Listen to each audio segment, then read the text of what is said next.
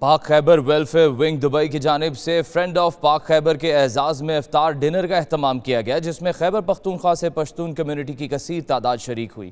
مزید احوال سید مدثر خوشنود کی رپورٹ میں۔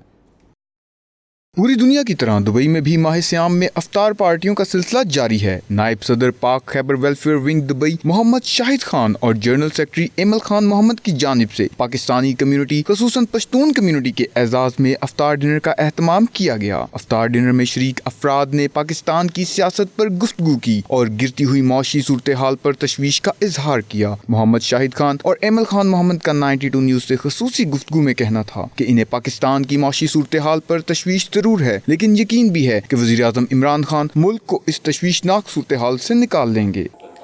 آج ماشاءاللہ ایک بڑی اپرچونٹی تھی کمیونٹی فرینڈز آف پاک خیبر کو ایک جگہ پہ اکٹھے کرنے کا۔ جو کریڈٹ ہے وہ پاک خیبر کے لیڈرشپ اور جس میں ایمل مومن بھائی جو ہمارے جنرل سیکرٹری ان کو بھی جاتا ہے، اور ہماری پوری ٹیم کو۔ پاک خیبر پاکستانی اسوسیشن دبئی کا رجسٹرڈ ونگ ہے۔ ہماری کوشش ہے کہ جو پاکستان میڈیکل سینٹر ہے جو پاکستانی اسوسیشن دبئی بنا رہا ہے اس میں بھی لوگوں کی دلچسپی بڑھے۔ پاکستانی ایسوسیشن کا تو جو ہے الحمدللہ ہمارا بہت اہم رول ہے۔ یہ جب بنا نہیں تھا، جب اس کی کنسٹرکشن نہیں ہوئی تھی، تو اس وقت ہم پاک خیبر ونگ ہی تھے جو ان کو موٹیویٹ کیا، اور ہم نے اپنا جتنا حصہ ڈال سکتے تھے ہم نے ڈالا تھا۔